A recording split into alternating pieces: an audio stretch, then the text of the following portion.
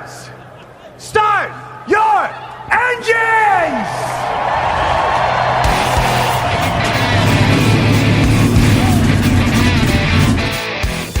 Hit the pace car! What for? Because you hit every other damn thing out there, I want you to be perfect!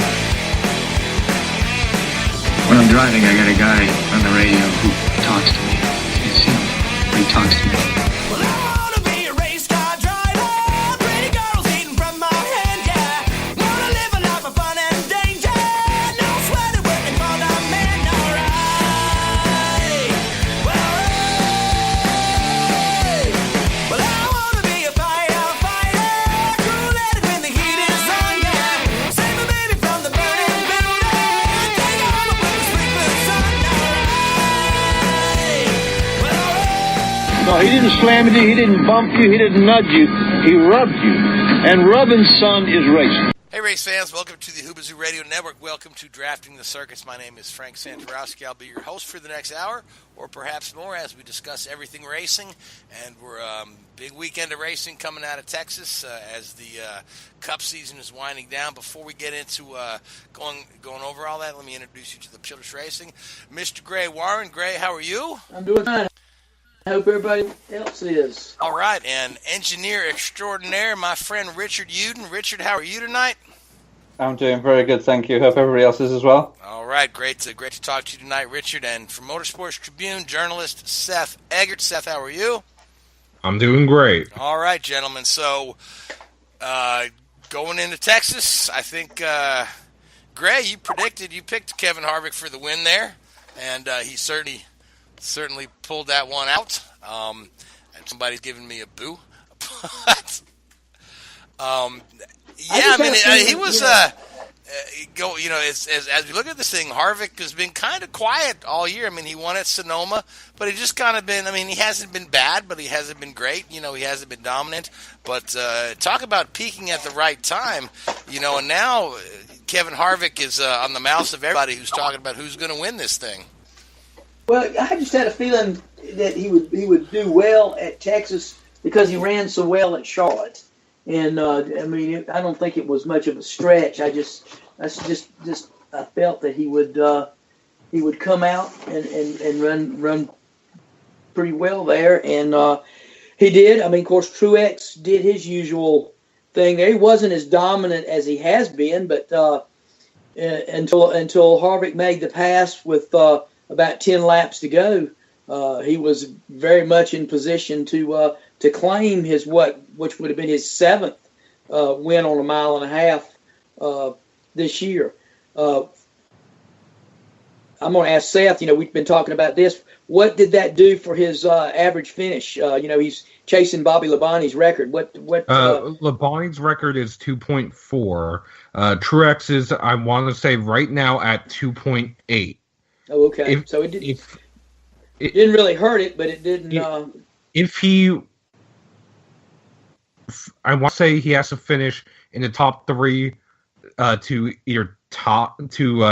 beat it, and I want to say he would tie if he finishes somewhere in the top 10. I don't have the exact numbers. All right, so fill me in. I guess you've been talking about this one behind my back. Is this a single season record on mile and a half? Single season record on mile and a half. Bobby Labonte holds it right now from the 1999 season. Okay, and that was I remember that season well, yes. And mind you, that season had 7 less mile and a half races than this season. Okay, that's right, because a lot of tracks like Kansas and Kentucky. Chicago had yet to open. Right, and and Texas and Texas had opened, but it only had one race a season. Right, yeah, at that time. Kentucky wasn't on there yet, nor was Vegas. Vegas was on there. Was it? Again, Vegas was on, yeah. I'll just shut up while I'm ahead. The third. Kentucky wasn't on there, I know that. So, but good stuff for Truex. Yeah. But I got to say, watching Harvick come up on him and really kind of take the fight to Martin Truex on the mile and a half and wrestle it away from and run away with it. I mean, we've not really seen anybody able to go toe to toe with Martin this year. So, and again, that bodes pretty well for Harvick.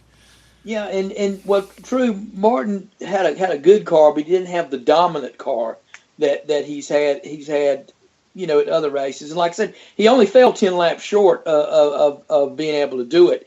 Harvick ran well most of the race. He practiced well, had a good 10-lap average and whatnot. So yeah, I just had a feeling that he would go in just based on how well he ran at Charlotte. Two similar tracks. Their mile-and-a-half program's been getting a little bit better. And really, to me, it's surprising that this was only Harvick's second win of the season. And then we are going to Phoenix next week, where he's been good. Last few races he hadn't been as dominant as he has been, but still you gotta almost include him as a favorite going out there because of his past record out there. He's the winningest driver, active driver heading to Phoenix. So yeah, but a pretty good race. Of course, there was a little bit of trouble on the early laps. Kyle Busch and Keselowski get together, and Keselowski really had to rally. A great job by the Penske guys getting back into the fray and really getting a really good finish. And if he transfers to the final four, they'll look back on their rally at Texas if they do well at Phoenix. They'll look back on their rally at Texas as being, one of the reasons they made it into that.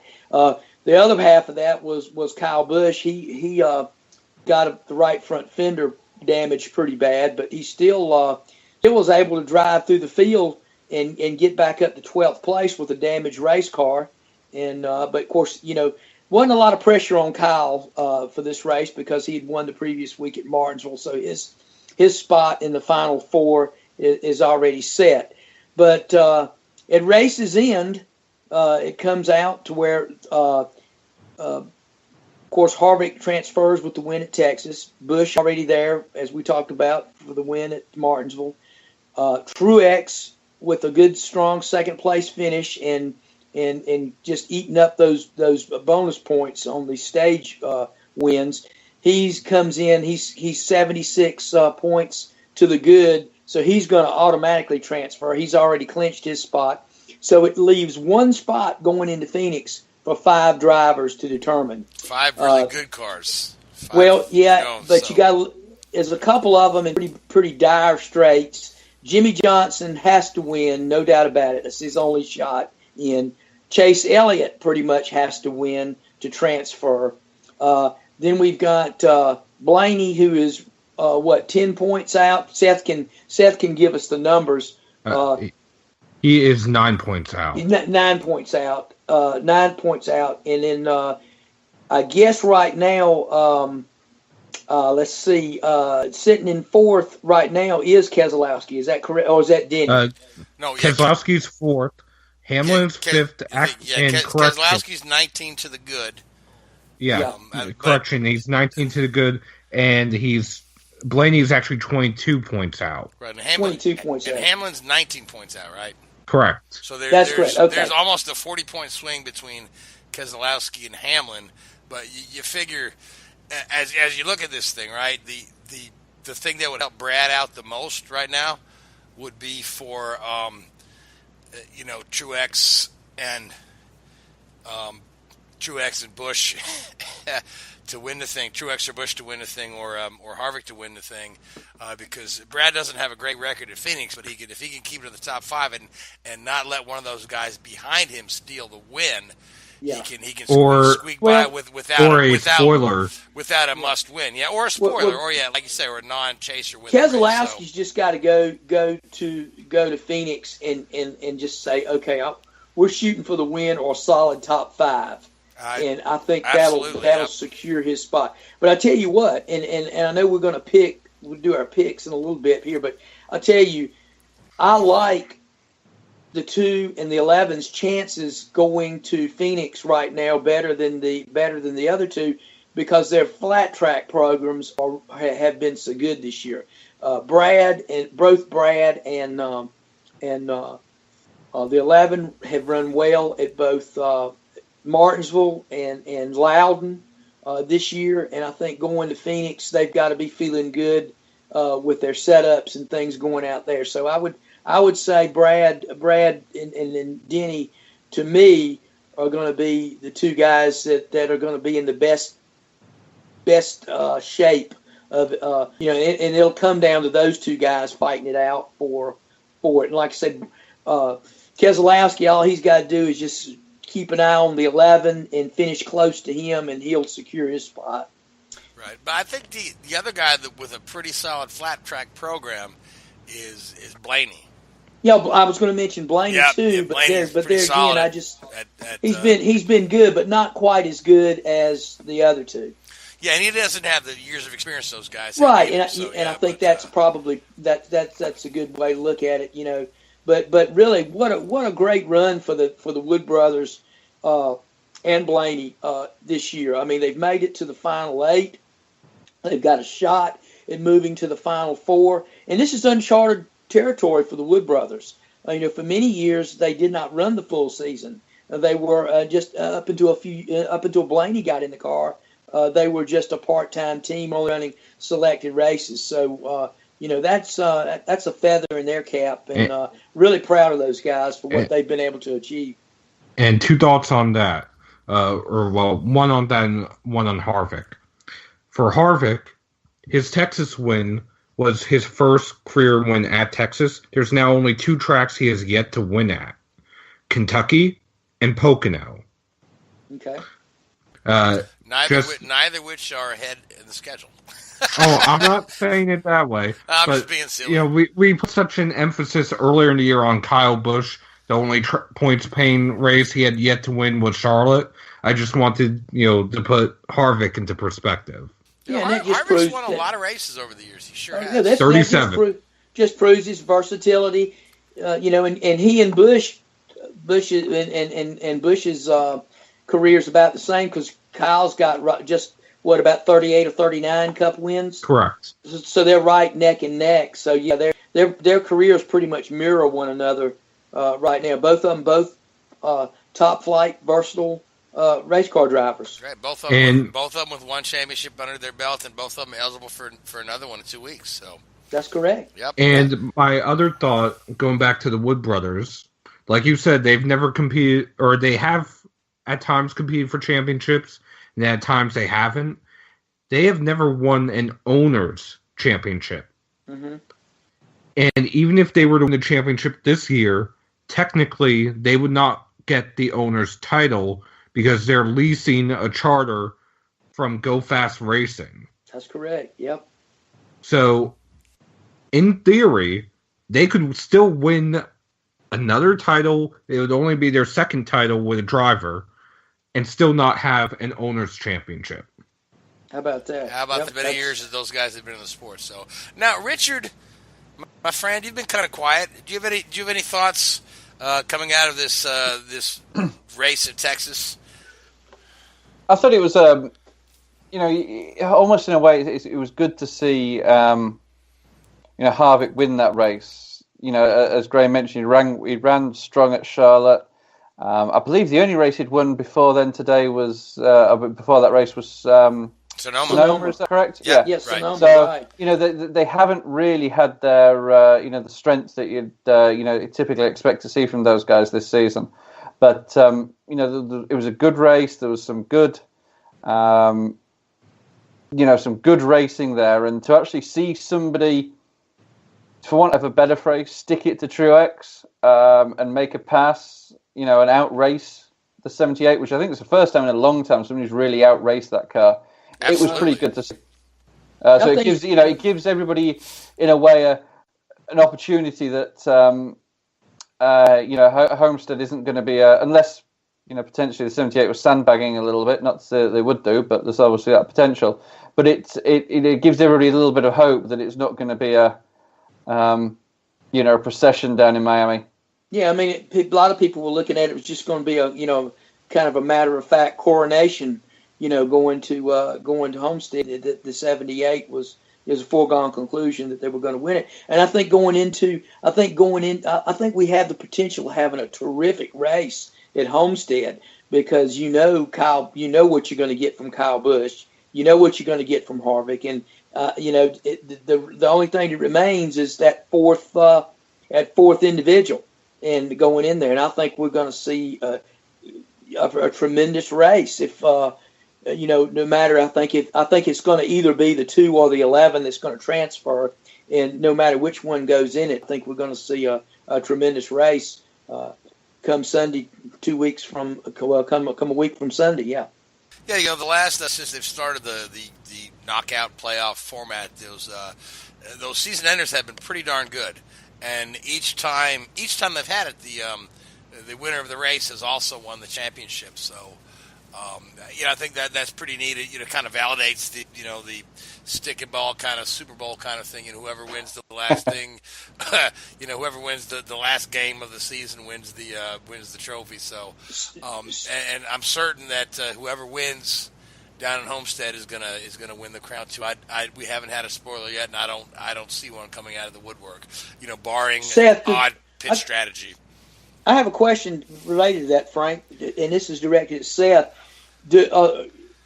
After they all qualify going into Homestead, how do the points reset for the finale?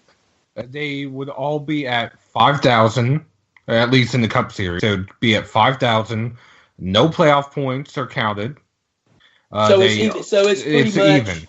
So it's pretty winner much takes all. It'll be even. Finisher. Winner takes all.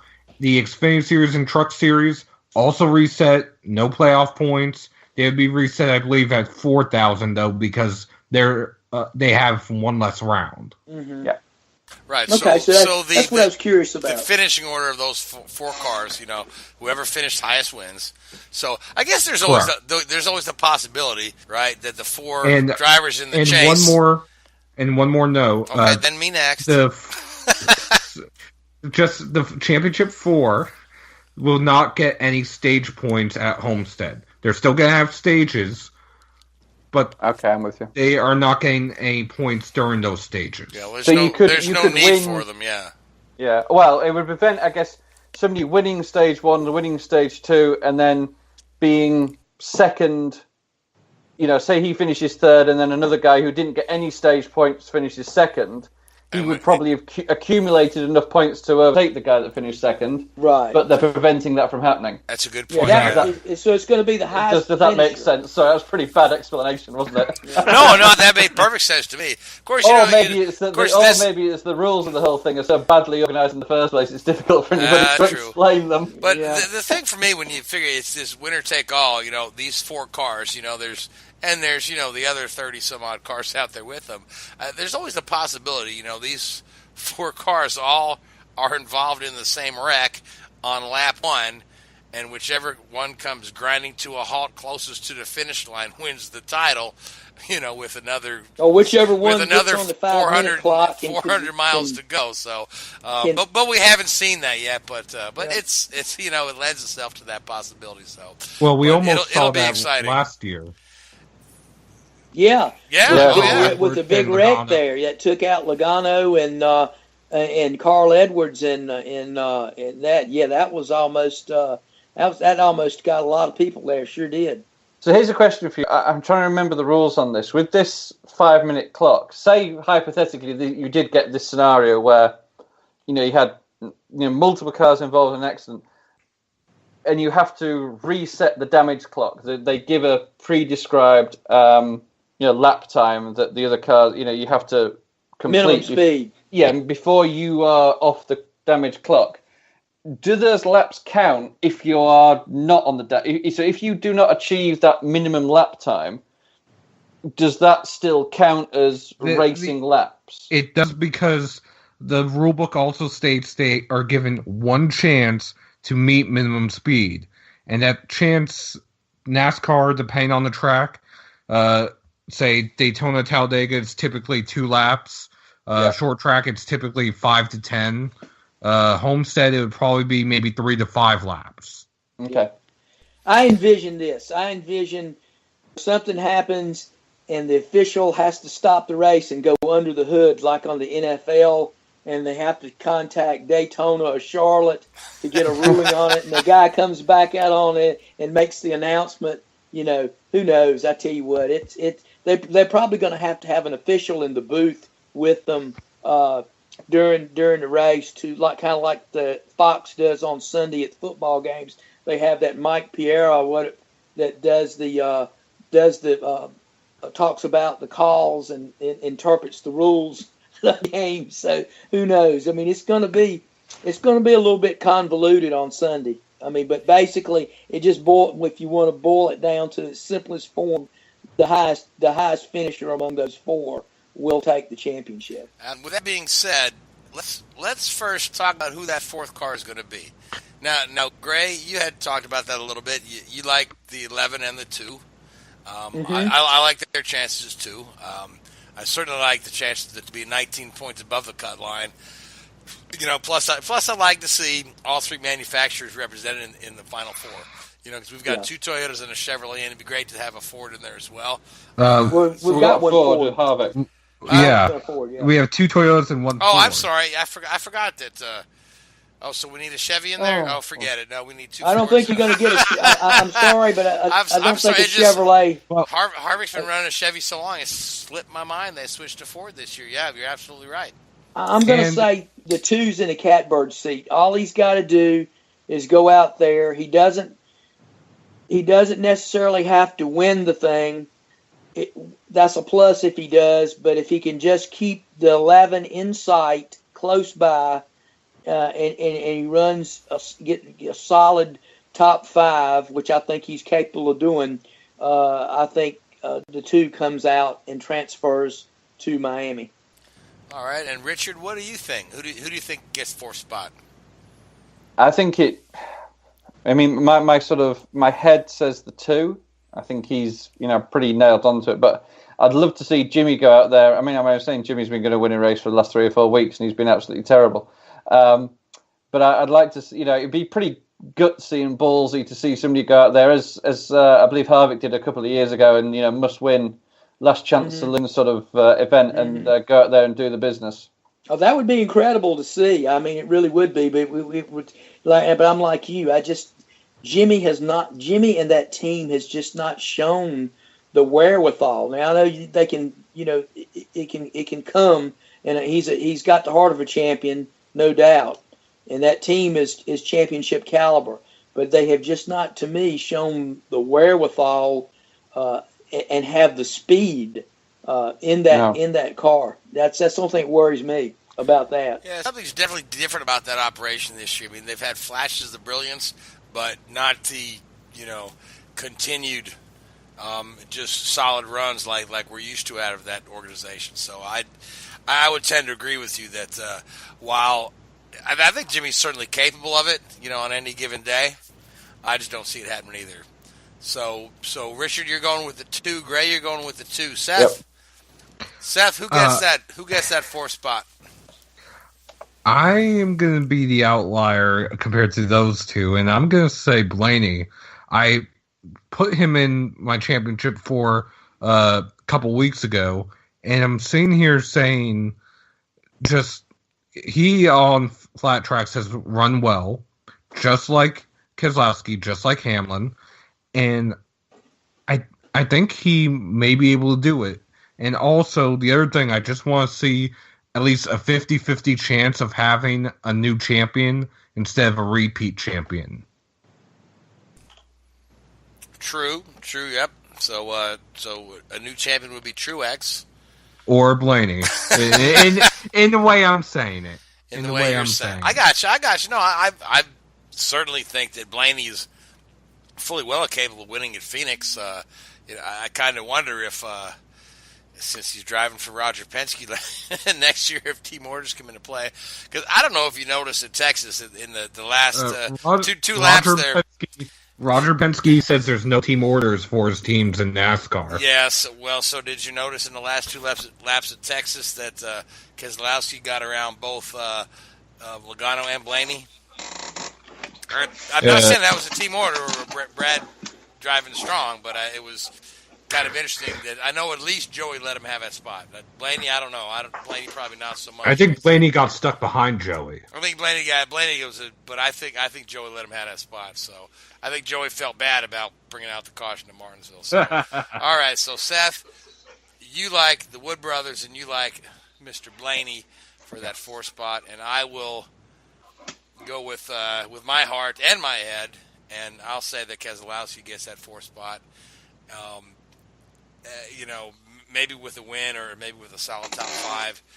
I have a feeling one of these, I think either one of the 3 guys that have already clinched a spot are going to win in Phoenix. Good solid top 5, top 4 for Brad's going to put him in. So, with that being said, there are championships up for grabs in the Xfinity and the Truck Series, and those guys were all in action at Texas as well. So, Seth, I know you watched it. Richard, I know you were running support for the Xfinity race in Texas. So, you guys want to take us through some of the lower division series highlights from the weekend? Well, for the Truck Series, they're in the round of 6. Johnny Sauter went out and won for the 3rd time this season. He dominated the race to a certain point. I want to say he won one, if not both stages. Christopher Bell ran well. He's dominated the season. Let's see. I'm sorry. Sauter didn't win a stage. He finished second to Bell in stage 1. But it was a good race. John Hunter Nemechek and Nemco, they tried to play the fuel strategy game, and it just did not work. John Hunter was told he was going to be 4 laps short, and they were 14 laps short. He's now 39 points outside of the cutoff. John Hunter Nemechek has to win at Phoenix in order to transfer.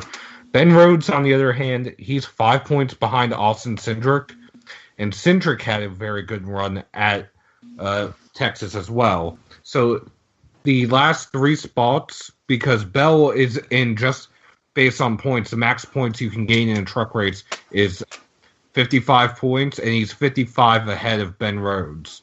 So he's all but locked in. He'll be locked in once they start the engines at Phoenix.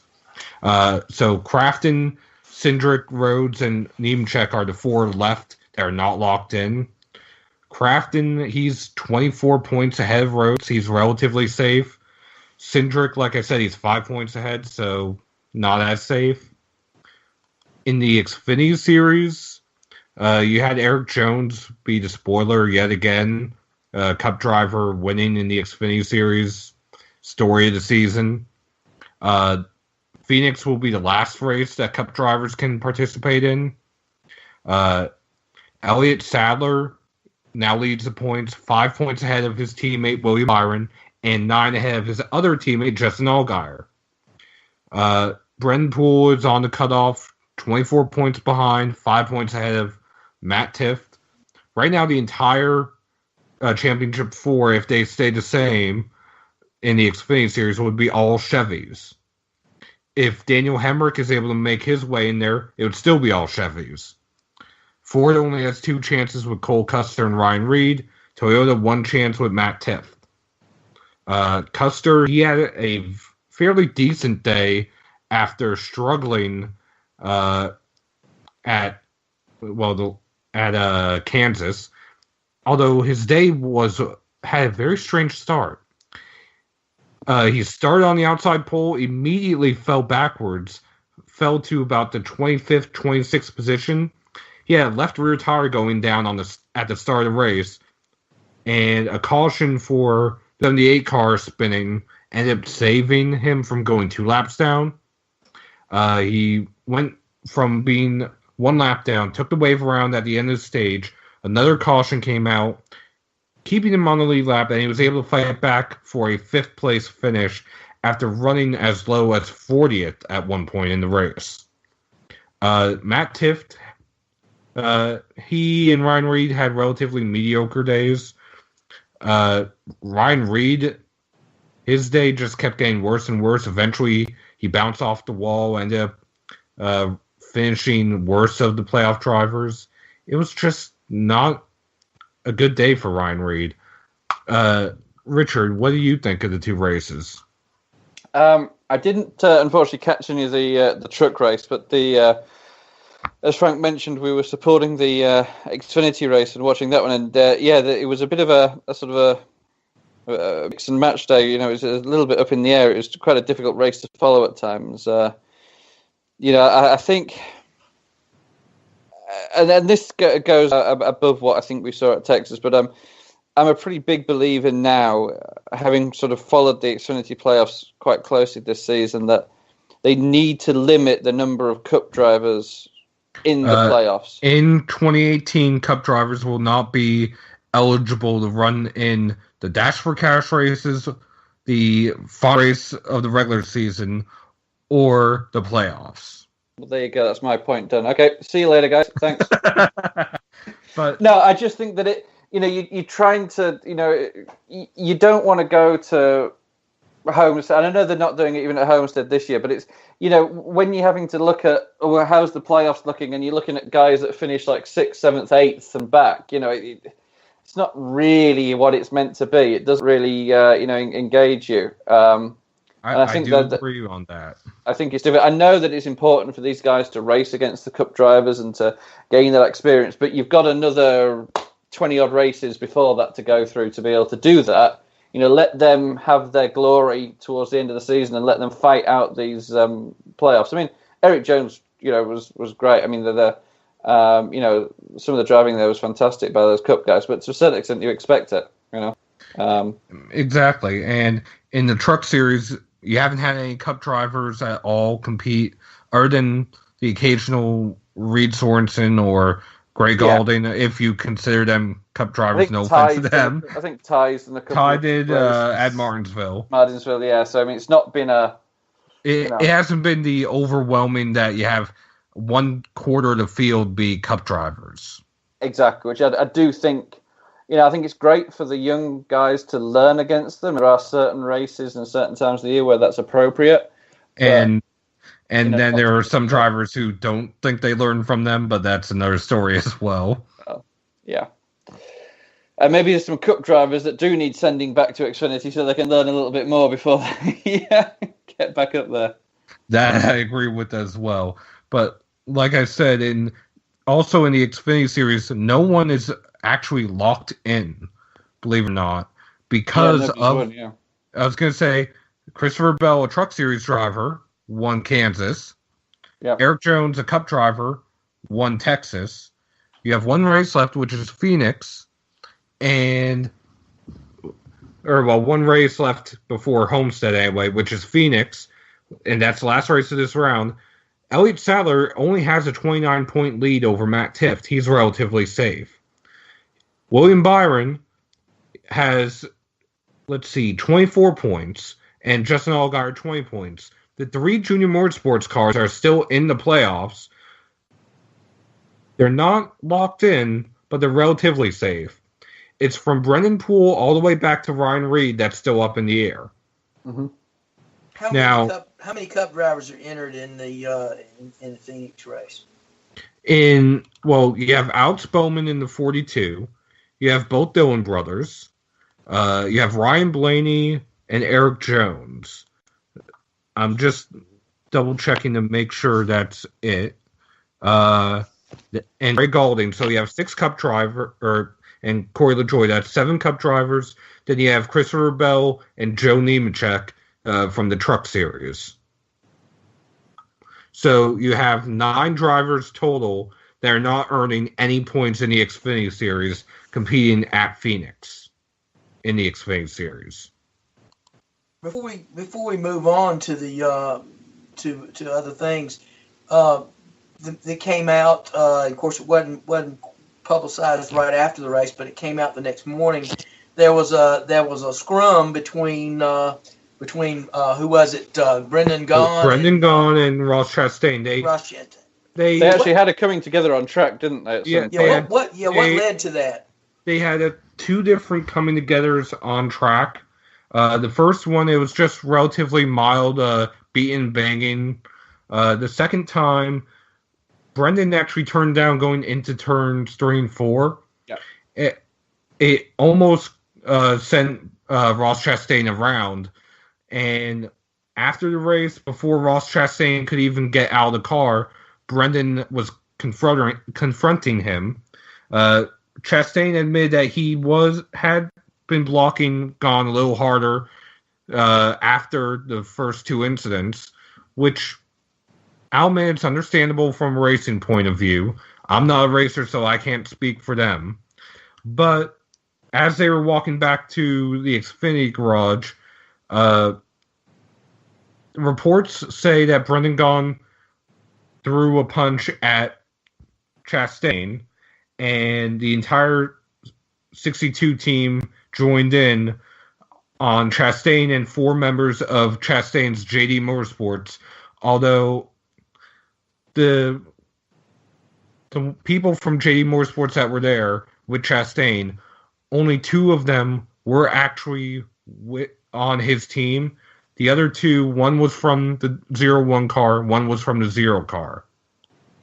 So you had 3 or 4 different teams there, essentially.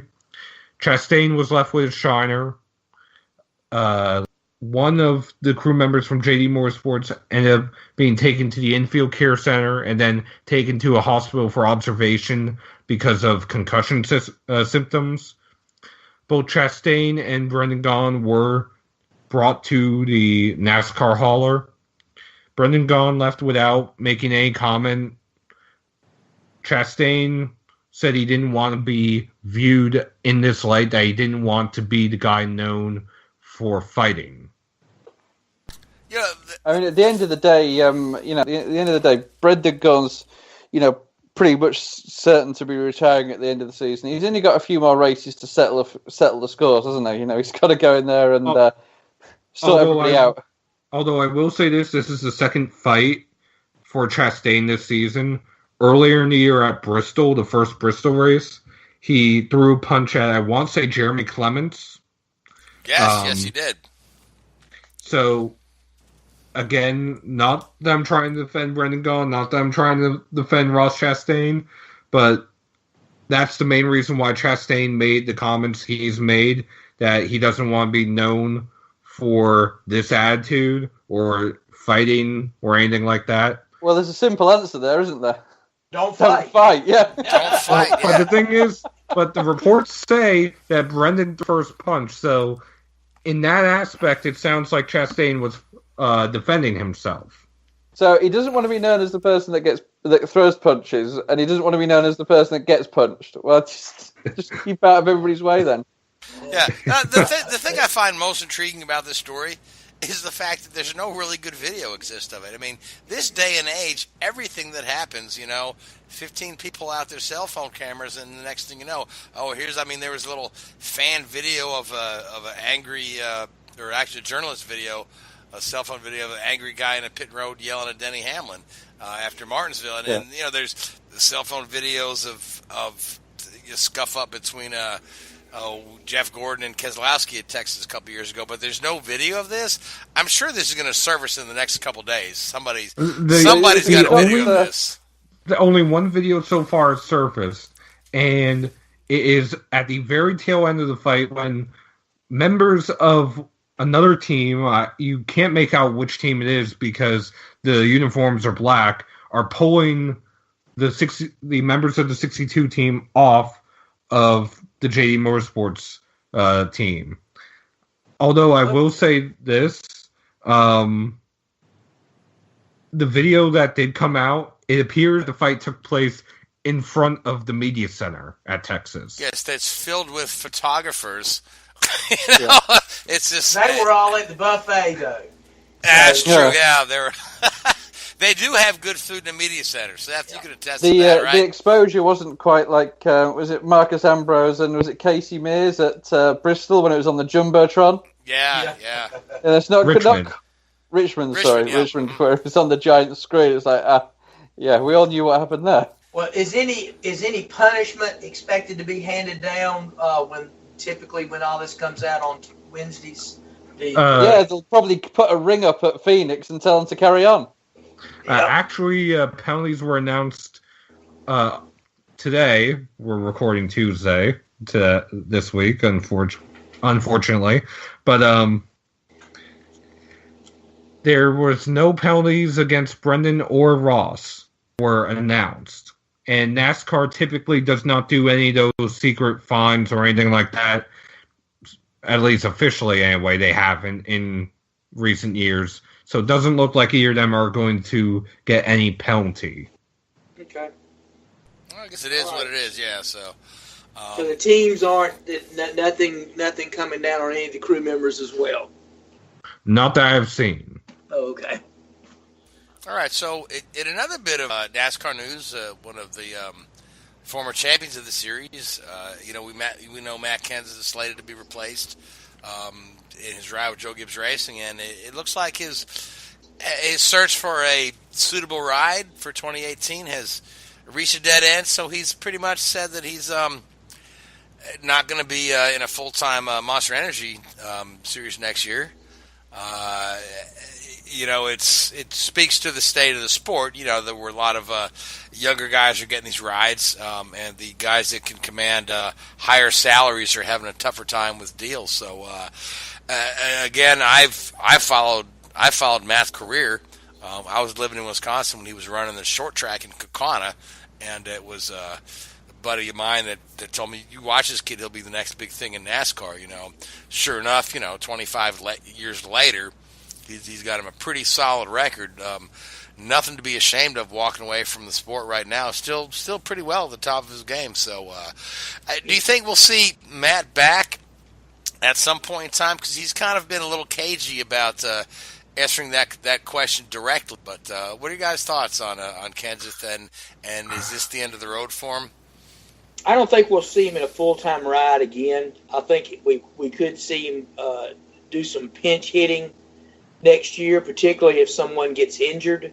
I think Matt would step in and run in the right situation, would step in and run some races, but I don't think we'll see him back in a full-time ride. I think this is pretty much it. A lot of these guys, given the state of the sport right now, have probably signed their last big contracts. It's just not there anymore. The sponsors don't have the money to work with. They've got to fund their teams. They're having to work with less there, so they can't underwrite these big salaries like a lot of these guys have done. Teams like Hendrick are changing the complete business model. Hendrick has going in next year with one veteran and three essentially newcomers. I don't think we could call Chase possibly a newcomer, but still Chase is relatively young, and he's not driving for the big salaries that the other guys are. And it's reported that William Byron and Alex Bowman, their base salary will be somewhere around $500,000. We don't know that for sure, but I mean that's changing the whole business model of the sport right now. And Hendrick is kind of leading the way. I think obviously with Eric Jones going over to the 20, he's not going to command the salary that a veteran like Kenseth is. So yeah, I think we're seeing a reset in the sport, if you will, right now. And I think of course we had the comments a couple of weeks ago by Denny Hamlin talking that the drivers should make NBA money and that kind of thing. Well, dream on, Denny, is all I can say, because it's just not there anymore. And yeah, it's not. It's not. But Denny was taking a task for his comments too. But Denny does know when to say stupid things at the wrong time. He's always been really good. Well, at I can understand him wanting to fight for what he can get. Yeah, exactly. Yeah. But the reality of it is, sure, he can drive for somebody, and if they want to take a third of the money to run the team, then they run the car with the rest of it, and he's not in a competitive ride. I don't care what all the talent in the world is not going to overcome that. So Richard will agree with me there. It takes a lot of money to run these teams, and obviously that money is not there, and it's not going to be there until this sport kind of undergoes somewhat of a revival at the turnstile and at the TV ratings. Exactly. Yeah. Yeah, I think you're very right. I think what you've seen, I think what's happening now in NASCAR is it's catching, or the corporate world is catching up with NASCAR, for want of a better phrase. These teams need to be run like businesses, not good old boys club, which a lot of these teams have been run for so many years now, and sponsorship deals were done on the back of a napkin in a local Ruby Tuesday or something. These are big, and we saw with the release of those documents from, I believe it was Casey Kane at Hendrick. There's some serious cash flowing around, and there's a lot of clauses, and there's lots of loopholes, and there's lots of, little intricacies, if you like, within these contracts now. And it's as a less of the old sort of long-standing sponsorship deals, they're sort of running out now. That sort of way of running the business is disappearing, and they are having to be run like a business with business decisions in mind. And typically, if you're a business and you make money, then you will be competitive. That's true, and the thing about it is you got to balance those dollars, and obviously, it's like in any other sport. Your driver is an important cog in the wheel, just like Tom Brady is the straw that stirs the drink with the New England Patriots and other quarterbacks too. You got to that's going to be your what you hang your hat on, but still there's got to be a balance there within line, because that money has to be spread over a lot of things. You've got to have you got to be able to pay a talented pit crew that you're going to need to be able to compete. You're going to have talented engineers and talented mechanics building the cars, and then you're going to have the money to supply them with the materials they need to build these cars, and it all costs money, and you've got to figure out a way to do it, and you can't go ahead and earmark the largest portion of your salary. It's got to be a compromise. I think the interesting sort of case study that we've seen now is what's going on at Hendrick Motorsport. They're, without any hesitation, they'll be losing a large amount of their sponsorship income with Dale Jr. stepping away. I mean, the money that they'll be paying, Nationwide and Mountain Dew and companies like that will be paying for the sponsorship on the 88 for next year will be nowhere near what they pay this year. And, I'm sure a lot of that discrepancy between income and expenditure is being offset by the far cheaper driver salary that Alex Bowman will be receiving in the 88 car. But unlike a lot of teams out there, they're actually looking and actively hiring more people. There's lots of teams that are actually, contracting. And even though they're receiving less sponsorship money, they're actually reinvesting that difference, I imagine, between sponsorship and driver salary in trying to push their way up the pecking order. I mean, it's an open secret. It's an open secret, if you like, within the sport that Toyota as a group, so Joe Gibbs and Furniture Row, have by far and away the biggest budget of the major manufacturers, and that is starting to show. There's numbers being talked about that the wind tunnel time that Toyota allocate is in the realms of sort of 3 or 4 times that what some of the Chevy and Ford teams can afford to spend. So, I think some of the bigger teams are starting to realize the reallocation of expenditure there, maybe putting it more into an engineering side and less into a driver salary side. Yeah, and I think absolutely. Yeah, if you just imagine the amount of money that's freed up at Hendrick right now, salary wise, that's not going straight to driver salaries. That can go to any number of departments of the team, and not back into Hendrick's bank account. Just like to your point, hire some good engineers, hire some solid engineers with experience in a lot of these newer technologies that are being brought into the sport. And the wind tunnel stuff and.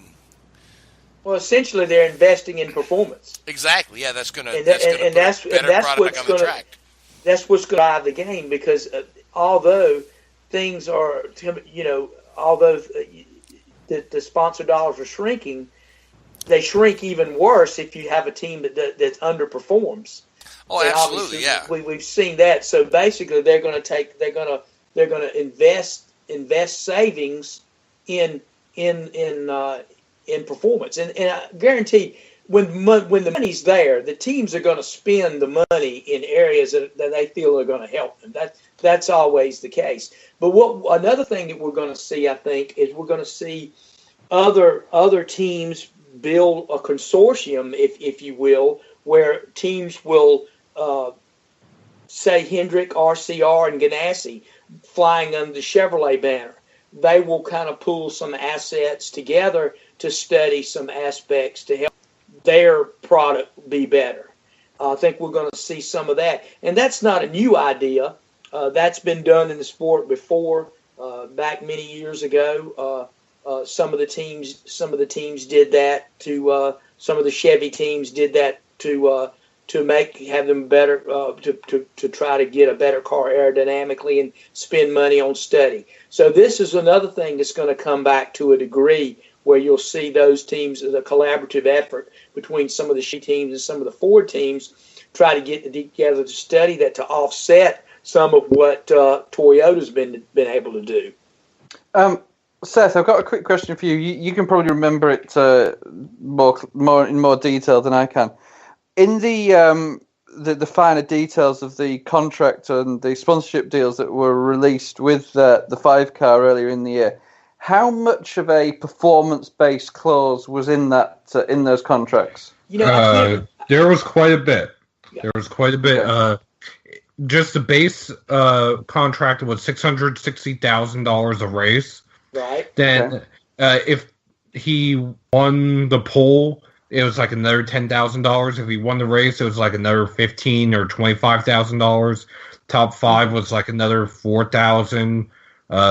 Top 10 was like 3,125, or it was an odd number like that. Yeah. So probably based on a percentage more than anything, isn't it? Yeah, there was.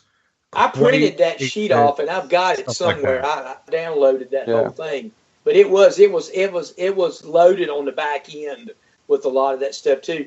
And then like you alluded to, there was a lot of other smaller things and intricacies in it that where even Rick Hendrick had to make himself available for so many hours or two days or something to do promotional stuff and things like that. So and Casey as well. And if they made the playoffs, it was like a $400,000 bonus. And if they finished like top 5 in points, it was another like $125,000 bonus. And if they were to win the championship or had won the championship, it was a $1.25 million bonus. Yeah, you see, so if you're sponsoring, I don't know how many races they did. Say if they're doing 10 races a year, the baseline figure there is $6.5 million for want of a better term. So actually, if you look at it, the gains from winning a championship are actually pretty slim. Okay, it's $1 million, but $1 million is still $1 million, but it's not like you're doubling your money. So, and I don't know how all these contracts elaborate and develop, but you sometimes wonder when that fought to the playoffs. It was a $400,000. If those numbers were still in place this year, that was a $400,000 bonus for making the playoffs. The contract, the specific one we're talking about, was the one signed in 2012. Okay, how How many races was that for? It was $660,000 for how many races? I want to say in 2012 it was 22 races. That's quite a lot of money. That's $13 million. And I know they've cut back to about 18 or so this year, maybe a little less. Yeah, I mean, my only comment is that, sometimes with these, if you're putting your businessman hat on and your biggest, achievement is just actually turning up and running, and okay, you've got to run competitively, but if you're dealing in the engineering market where, to a greater extent, dollar investment does equal performance at the back end, where do you draw that line? Because you could potentially put a lot of cash into it for very, very little reward. Yeah. Well, 22 races at $660,000 is $14.5 million.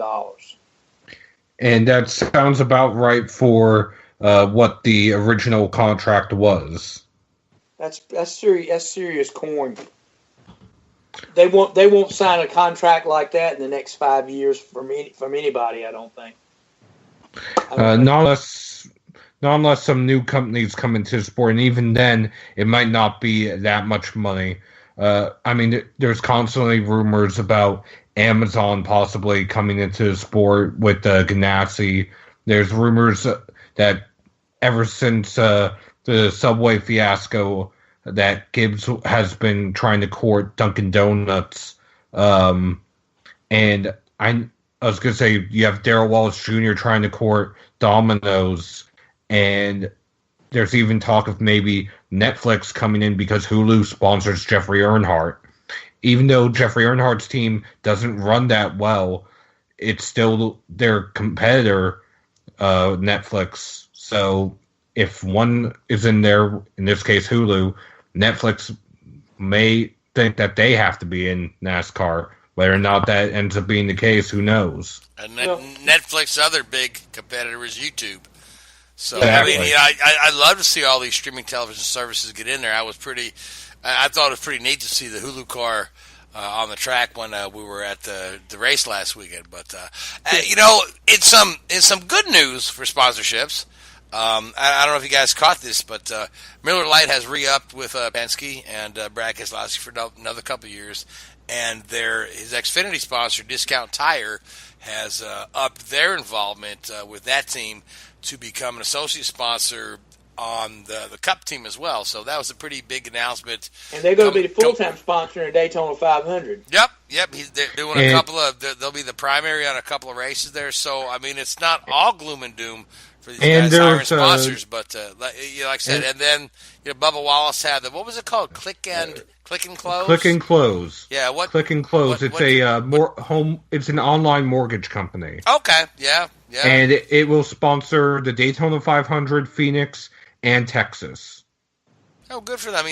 Those mortgage companies are always trying to get the name out there. I don't know if you realize, Takuma Sato won the Indy 500 this year. That Roy-Off that popped up on his car in the month of May. That's a big mortgage company. And Quicken Loans. We had Quicken Loans. Yeah, Quicken Loans with Ryan, in there. Yeah, with Ryan Newman over there. But the thing about it is, the individual sponsor packages are shrinking. So what that does, basically, the teams have to put together more sponsorship packages. You have to have more partners. You sell individual races. There are 38 events in a Cup season, and you have to sell essentially each event as its own entity. So you'll sell 22 of those to maybe one major sponsor, and then that leaves you 16 other events that you have to sell either part and parcel. So that's what these teams are facing now, and have been for several years now. But even more so now, they're having to put knock on more doors and to get what they can. Absolutely, yeah. Sorry. Go ahead, Seth. Then I'm next. Another sponsor announcement. This one was from Furniture Row. We already knew we had 5 Hour Energy and Bass Pro Shops, but filling out the rest of their schedule, Owner's Insurance, for the first time in the history of Furniture Row Racing, Barney Fitzger's Furniture Row will not actually be the primary sponsor of the 78 car at all next season. And they it are doesn't fully need funded. to be. It doesn't. With the performance that car has put on the track, they deserve a full-time sponsor. Well, they have earned it. Exactly. They have earned it they have invested in performance, and they have earned that. And people are knocking on their door to get exposure for them, and that's the secret to success. I mean, in the sport, if I don't care what you say, if performance means everything in our sport, and the better you perform, the better you eat. That's boiling it down to its simplest terms. That's a good way to put it. Yeah, but I just want to on the other side of the coin, you and I all understand the sport well. We've all been embroiled in it for a long time. But to the novice fan, right? Seeing the driver in 4 or 5 different liveries over the year it makes it a little hard to follow. And I'm just playing devil's advocate here, and I'll tell you why. I took my 13-year-old in Martinsville this past weekend, right?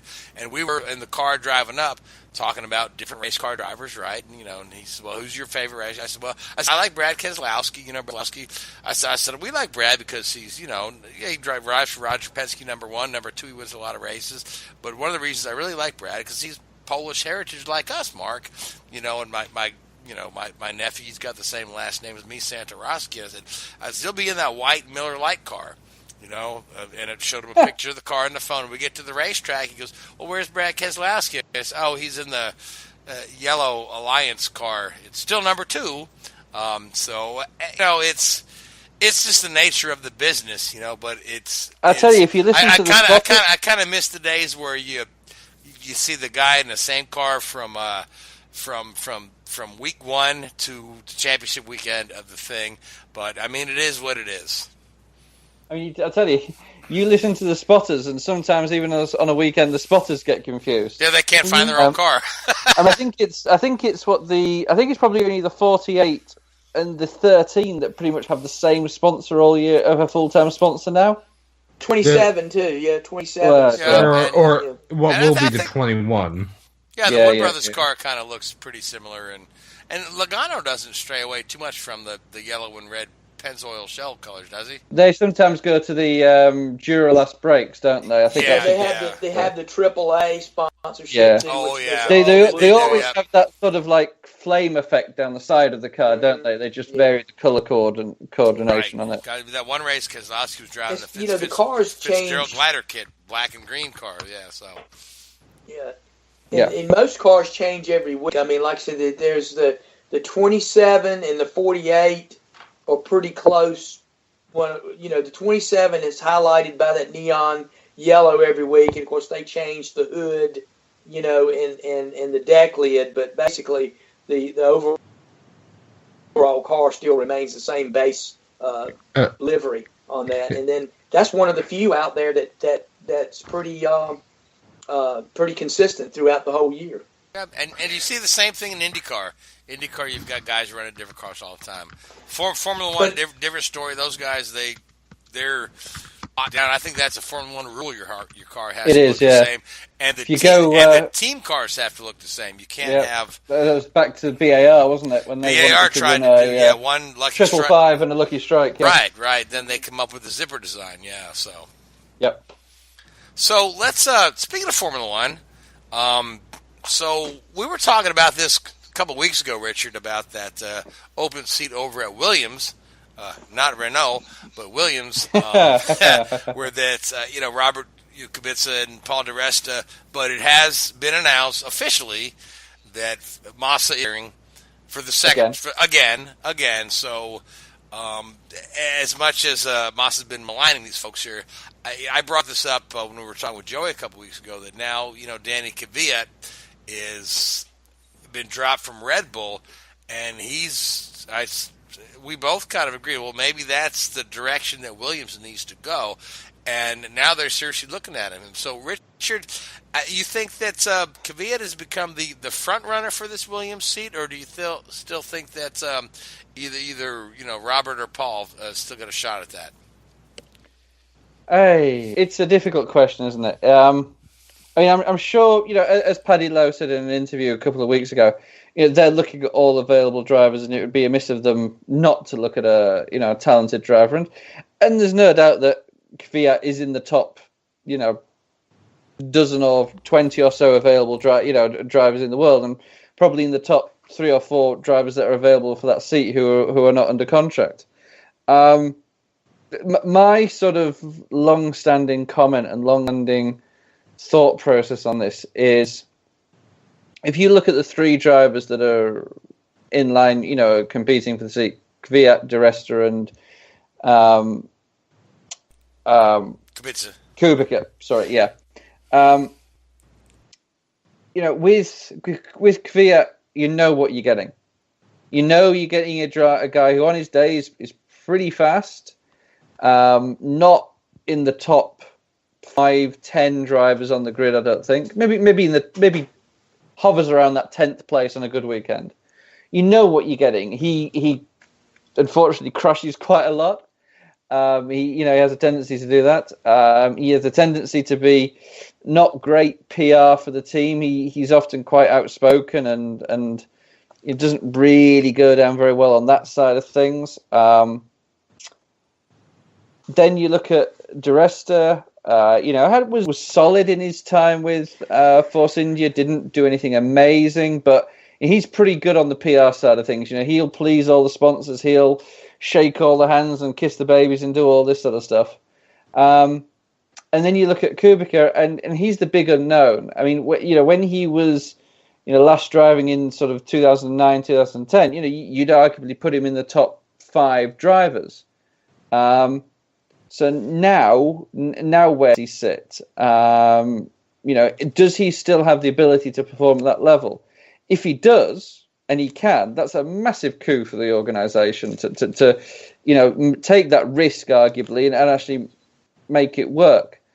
I just think sometimes, Williams have a little bit of stability with Lance Stroll and the money that's coming from the Stroll family, that maybe you do want to go for a bit of a stab in the dark. Is Di Resta going to dig up any trees? Is Kvyat going to dig up any trees?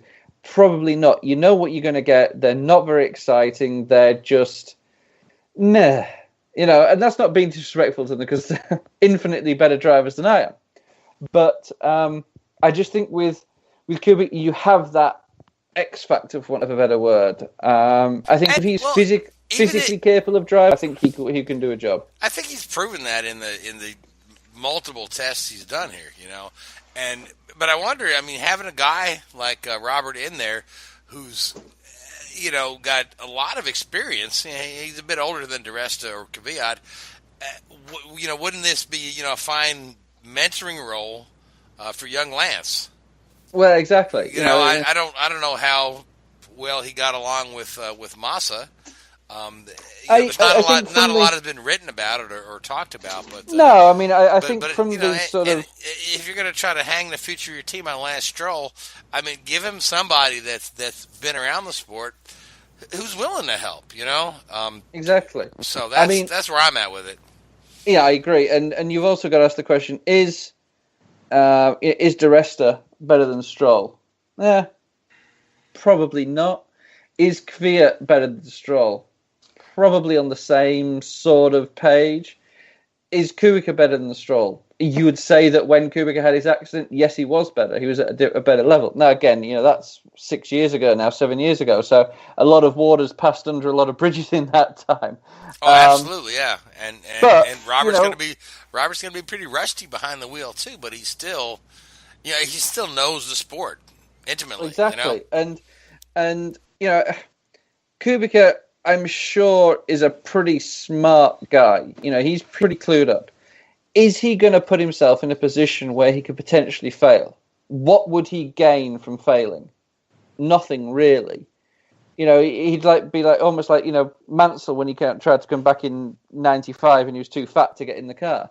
It's like he's not going to want to. Everybody remembers Kubica as this guy who had an immense amount of talent and was one of the only guys that Lewis Hamilton ever said he really feared, and would go toe-to-toe with these guys. Do you want to lose that? Because he's not going to win a championship with Williams to start with, It's a really interesting song. I mean, it goes back to the thing I've been talking about for a number of weeks, if not months now. Massa's retiring at the end of the year. Yeah, we know. Same old story, 12 months later than he did last time. Let him race in Brazil. Let Brazil be his last race. Let him do what he has to do there. And then stick Kubica in the car for Abu Dhabi and see how he copes. See how he copes with the physical demands of it. I don't think Abu Dhabi is the most physical circuit on the calendar, but at least give him a go. Put him in there, see how he gets on. And if he says, I can't do this, guys, then fine. We move on and, yep, great. Thanks for the effort. Yeah. But give him an opportunity. And it's a bit of a free pass, really.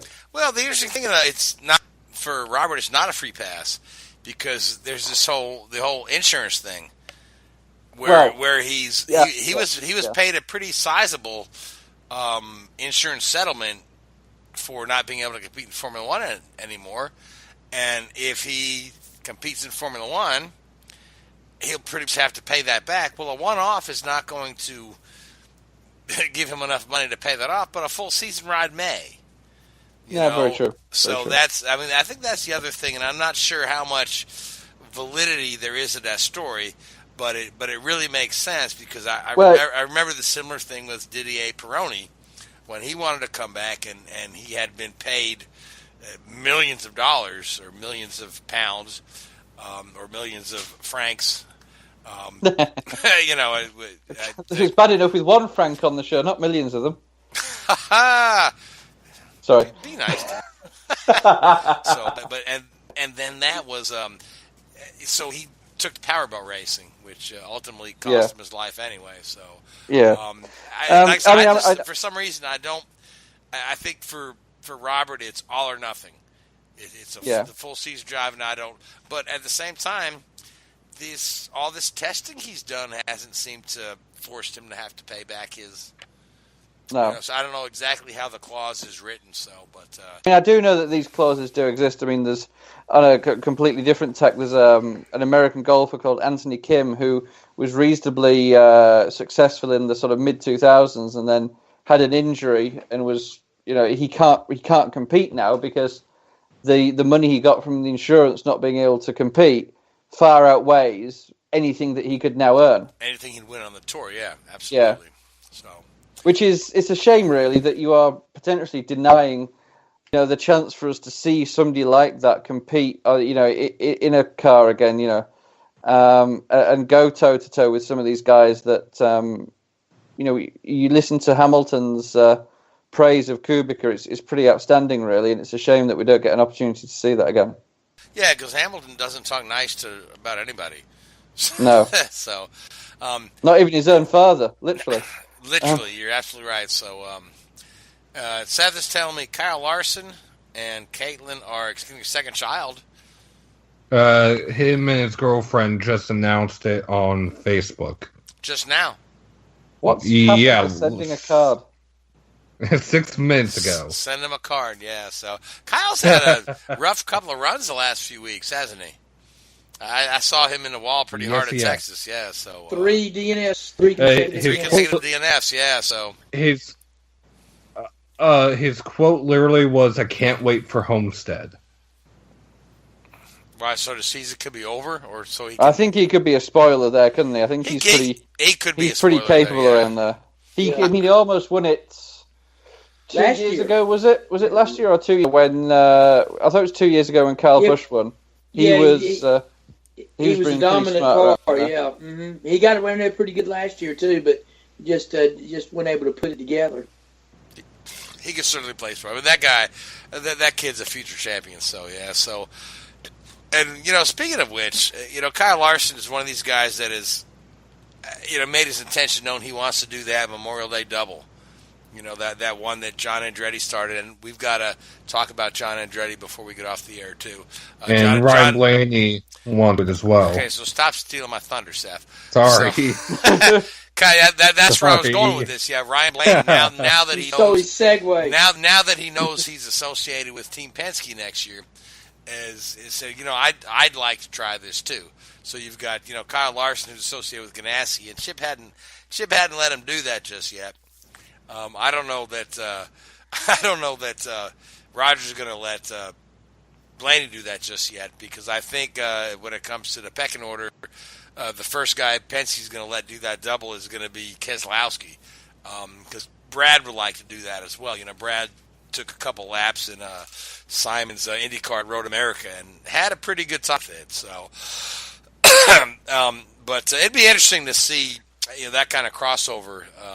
We haven't had a guy do it since Kurt Busch, and Kurt Busch did pretty well with it. Kyle Busch has expressed some interest in it, but his Toyota affiliation will not allow him to do that, evidently, or that's what he's saying. So, but gosh, it's end of the season now. We're already talking about May, but it'd be neat to see some of these come over and do that, because you think about the Indy 500. We had the Centennial, right? Then we had the 100th, and after the 100th, we said, "What? Oh, golly, we don't have a gimmick to after the big sellout." So what? And then Alonso comes over. I'm like, okay, well, there you go, another spectacular race with a lot of attention on it. So that just shows me. Then you got all these other guys, your Blaney's and Kyle Busch's and Kyle Larson's all wanting to do the double. That the before these. Well, I'll put it to you like this: in keeping with the theme of a lot of the topics we've talked about tonight, if somebody can sell it, it'll happen. Exactly. But let's get back to John Andretti, who was the first guy to do the double back in 1994. And my favorite story about that thing is that John finished up Indy. A couple quick interviews, sprinted across to the helipad, got on the helicopter, to the airport, plane over to Charlotte, another helicopter to the track, got in the car, put his belts on, and said to himself, "Shit, I meant to go to the bathroom." True story. So, and any will tell you, well, you do what you got to do. Exactly. That's never stopped any driver before. They're 600 miles ahead of me now. It'll probably be dry by the time. But anyway, so John was diagnosed with stage 4 colon cancer earlier in the year, and he come up with the hashtag Check It for Andretti, trying to encourage gentlemen over 50 like Gray and myself to go ahead and get yourself checked for that before it's too late, because he waited until he was 54 to go ahead and have that check, and the news he got was the worst possible. But he made a point, it was a couple of days ago on Twitter, said that he's done with chemotherapy, hope he never has to do it again, but that's a pretty good sign that he's done with chemotherapy. And I don't know if John will recover fully or have a full recovery, but that's a good sign that the therapy has evidently done his job. Well, hopefully it's a sign that the cancer is in remission. So. Exactly, yeah. So and John and Gray, you've met John, and I know John. Yes. Yeah, you know John. He's a heck of a nice guy. He's one of the most nice and humble guys you'll ever meet, and he reaches out to the community so much. He does so much work for the community, and this horrible disease couldn't have happened to a nicer guy. And it's just, I'm just so happy to hear that he's done with the chemo, and we wish John a full recovery, and let him sit there and crew chief his son Jared in his racing career. So I thought that was great news. Yeah, it was. I saw that this week and was very happy to hear it. Well, fellas, are there any other topics we didn't hit on tonight? Because we're up against the clock here. Anything else we want to bring up or discuss before we close it off and call it a night?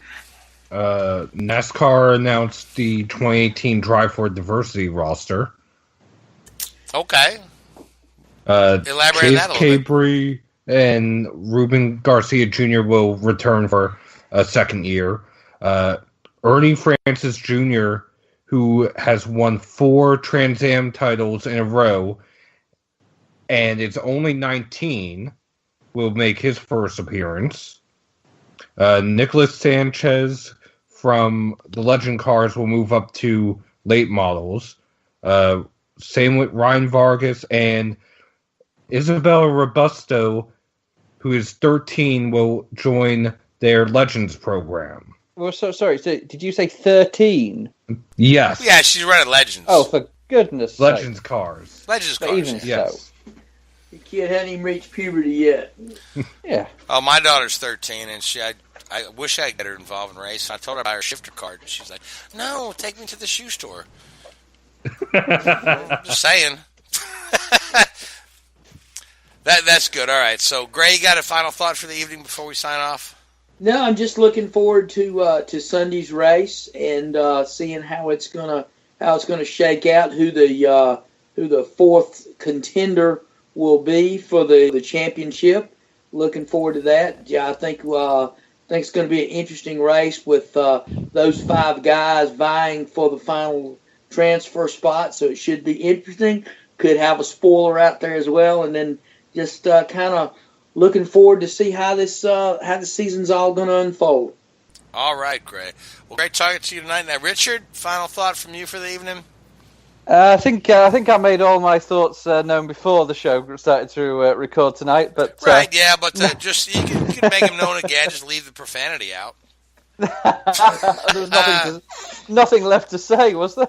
No. So no, it's all good. Looking forward to Brazil coming up, and it's always a great race. Hopefully, is Brazil this coming weekend, or is there another week off? Yeah, it is this weekend. Okay, so we've got Brazil and Phoenix this weekend.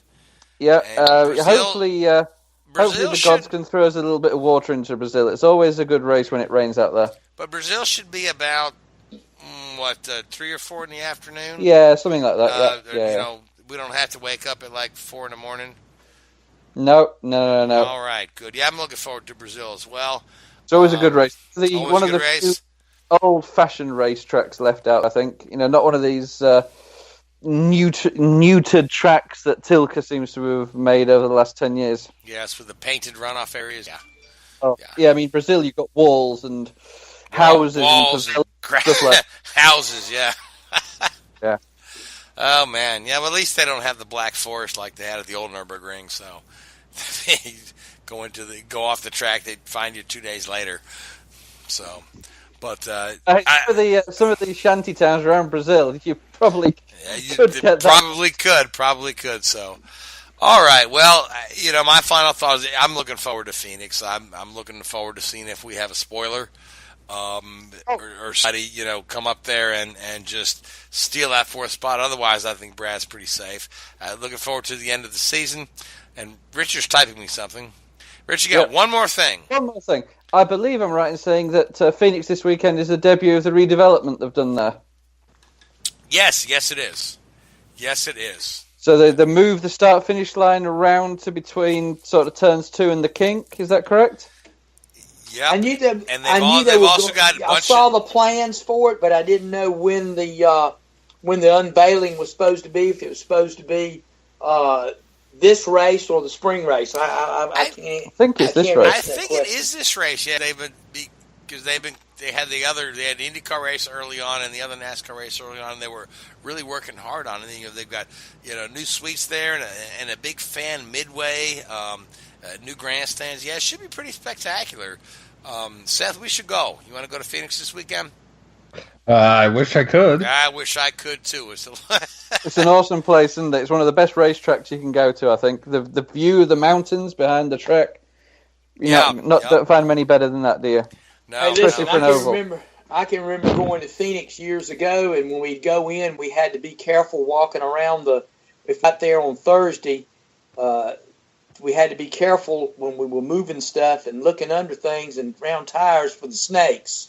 So yeah, I've seen Phoenix come a long way. Oh, Gray, there's still plenty of snakes in that NASCAR garage. Don't worry about that. Well, yeah. In a literal term, yeah. I'm talking about literal snakes. I'm talking about the honest to God real life reptiles. They were under trash cans and under stacks of tires and they had rattles. So yeah, we were a little bit apprehensive when we first got there. You got a little bit rattled when you saw that rattle, yeah. So. Anyway, guys, my final thought for the evening is I just love talking racing with you guys every week, and you guys that listen to us.